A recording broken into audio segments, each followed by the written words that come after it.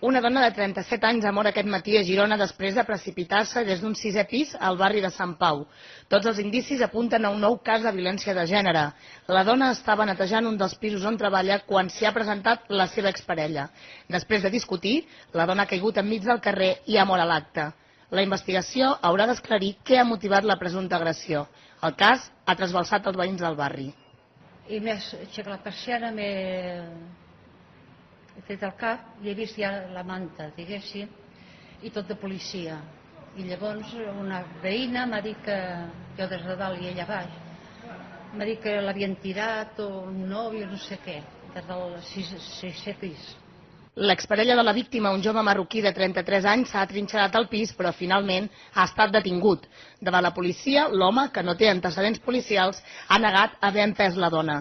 No consta que la víctima hagués presentat cap denúncia prèviament i no s'han localitzat familiars de la dona. L'Ajuntament de Girona ha convocat un minut de silenci aquest vespre per condemnar el crim.